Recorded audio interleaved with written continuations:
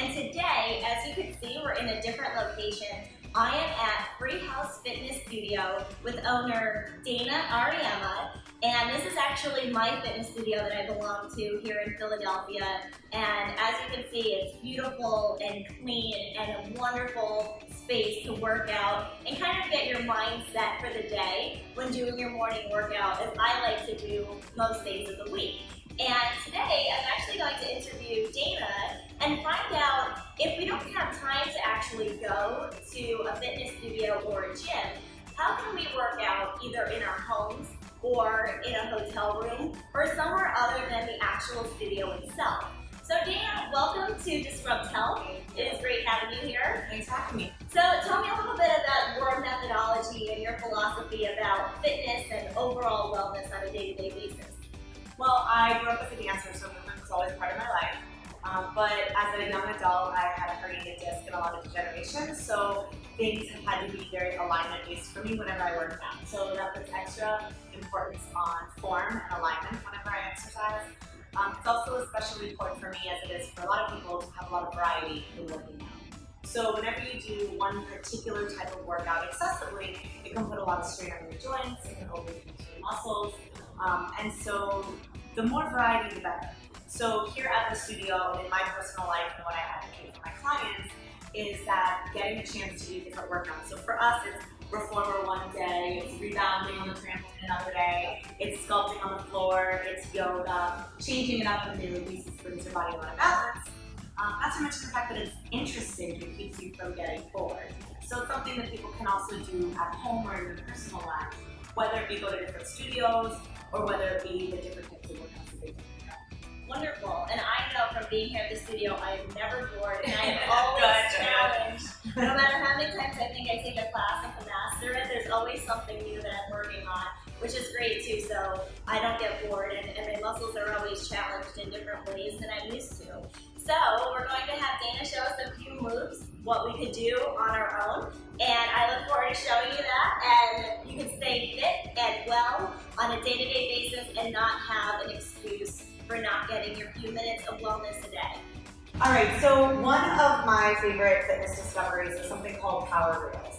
I randomly found them online doing a search, and what I love about Power Reels is that they are resistance, so you can get them in 3, 5, or 8 pound resistance levels, but they are actually super light themselves, they're only half pound. So they're super friendly to travel with because you can put them in your suitcase, as I did one time when I went to New Zealand. So it doesn't take you over the 50-pound limit, but you get a tremendous amount of upper body work because you could never take dumbbells in a suitcase with you and haul them around even if you're traveling in the car. So you can find them online on Amazon, you can go to the company Power Reels and get them.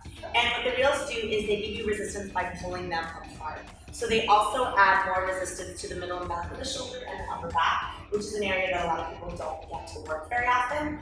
In life, you work the front of the shoulders and the chest a lot because you lean over with the reels, more so one side.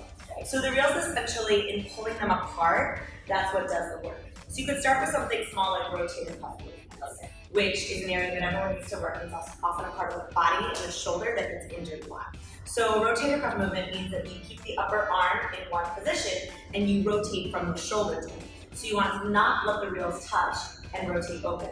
So you think about keeping the elbows close to the side of the body, so that way the movement is an actually rotational movement of the upper arm of that shoulder joint. So you can open and close. When I do something like this, I count kind of in terms of 10 reps. Okay. I might try to do 2 or 3 sets, it just depends. You want to work right to that point of fatigue for you. Okay. Take a little break, shake it off if you need to, and then you jump back and do one more set. I am already feeling it, and it's only been a few times. Yeah. Really, these little guys pack a lot of power, that's for sure. Absolutely. And then to make it harder, you can go longer, so you have a longer level, so you can do a straighter arm, and then you pull open, so it's a bigger movement. So that comes more from the back of the shoulder, as well as the upper back muscles, where the shoulder blades come together. So you can keep the shoulders down, keep it more at the lower part of your chest, open and close that way. This will definitely help too with tech neck, constantly having our hands down on our phone, keyboard, really open everything up. A lot of us need to work more of the upper back because you're right, we either drive in the car or on the desk or the computer, the head is forward, the shoulders are around the floor, people are shifting to really bad posture. And then that puts a lot of strain and pain into your head, into your back of your neck as well. I love it. Yeah, these are so light, so I would love to just throw these in my bag and Yeah. Carry them on my leg. And really simple, you have flies here, you have rotator, then you can pull open from the top, and you can just do one arm at a time. Oh wow. So it's kind of the same movement, so it's not complicated choreography, so anyone can really do it. You can do it at this level, at shoulder height. You can do it up overhead, pull down. You can pull one arm at a time, so you're stabilizing one arm and pulling the other. So you can give yourself your own 10-minute routine without having too much time. Sure, that's wonderful. And you can work any part of the body, chest and back, just with using these simple reels and just changing the moves up as you go. Yep, absolutely. Awesome. An easy and very inexpensive tool for lower body sculpting is to get a resistance band and a loop. So you can get them in 10 to 12 inches. This is the 12-inch one. And you can get them in different resistance levels, very light, medium, and heavy. This is a heavy one. They're less than heavy for us, right? So with the resistance band, one of the most common moves we do is we take it right up over the knees. But you don't want to go much higher than that because then the resistance starts to decrease. So the resistance band really works the lateral movement from the outside of your hip joint. So it works into the glutes as well as the outer thigh muscles. Okay. Typically, when you have the band, you do a lot of floor sculpting work. So you can turn onto the side of your body, lay down on your forearm, and do a lot of people have done something called a clam. So you bring your knees up in front of you, your feet are together, and you keep the feet together, you keep your hips steady, and you open and close the top knee. By keeping the feet together as an anchor point, it works a rotational movement inside the hip joint, which is where a lot of people are weaker and underdeveloped, because a lot of our exercising movement in life is a forward to back movement. So anything that gets you working the muscles on the side of your body or moving sideways is a good to balance it. So we can open and close doing a little bit of a clam, keeping resistance in the band. Then you can always extend the legs out, and you can go a little bit on a diagonal forward or in a straight line, doesn't matter what you're comfortable with, and do some side leg lifts. So again, you want to stack the hip one on top of the other. You want to keep a nice lift up here under the rib cage, so you're working some tone here, and then you can take both legs up. You can take pulses and presses up here, or you can do circular movements from inside the hip joint as well. This is another tool I feel like is small but mighty. You don't It really get is. much, but you are really feeling it in the outer thigh, and it doesn't seem like much, but I'm feeling the pain. Yeah, absolutely. And you can do all these types of movements without the band. The band is just one way to add resistance if you feel like you want more of a challenge. It's great. It's awesome. Thank you. One of the tools I love for ab work is a small ball. These are about 9 inches if you were to look for them. They're soft, they're squishy, and you inflate them with a pump which you can buy. So they can be very travel friendly in that you can deflate them, so you can travel with them deflated, and then when you get to a hotel room, you can bring the pump with you, which is super light, and you can inflate it there. That's awesome. So one of the great things about using a ball for ab work is normally when we do crunches on our back, we're very limited on the range of motion, and so your back is flat against the floor. You can only, if I kind of demonstrate, you can only come up so high, and a lot of people that are really tight feel the struggle, and they tend to feel more pain in their neck than anything else. So one of the things I like about the ball is put the ball behind the middle of your back approximately, and lean into the ball. And then you'll find you have a little space over here. What you want is enough space to kind of plug an arm underneath. So you can't put your arm underneath, not that you leave it there, but then you want to move the ball higher. So what it does is it lifts your back up off the ground and allows you a little bit of movement. So now that your whole spine can curve and bend, you create more movement in the spine, that gets better ab work. So now if you put your hands behind your head to support your head, you want to kind of think of making a swoop in your abs and make a C curve with your spine, but then you lose the C curve, you can go back over the ball a little bit, and then exhale, pull this down again, and round forward.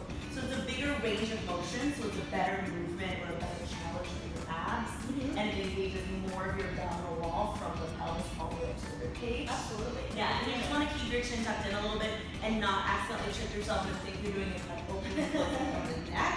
Keeping the chin in, you want to go back and forward from the ribs. So doing a couple sets of abs on the ball, your back relaxes, your hips relax, you get a bigger range of motion, bigger movement there.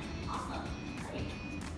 And I know that a few times you've used the ball, or we have used the ball class for leg work as well, similar to using the band. Yeah. Did you want to show a few behind the leg? Absolutely. So the ball can be a great way to engage one hamstring when you do a little bit of fold over upper. So if you were to fold over this way, you can take the ball, squeeze it between the hamstring or the glute and the heel of your foot. You can come down. When I do, I'll fold over work. I like to come down my forearm, so it opens up a little bit better range of motion. Okay. And it supports me a little bit more. And then you squeeze the ball between your heel and between your butt. So what it does is it forces you to have to hold on to the ball. You will lose the ball a couple times. It's one game. And then you can lower the knee towards the floor and then lower and lift up. So in class, for example, we might do a series where you hold the ball to start. You spend some time squeezing the ball, contracting your hamstring. You spend some time pulsing up, and then you take a bigger range of motion down and up towards the floor, lifting back up. Then you can even come on up to your hand the same side of the ball. Okay. Open up at the hip, and now you can work something outside of the glute. You can lower and lift a little bit, squeeze the ball, or pull the knee around to the side. Great. So it's a great way to just amplify the same work that you can do without a prop. If you don't have it, you can still do those same movements. Just make it harder. Awesome.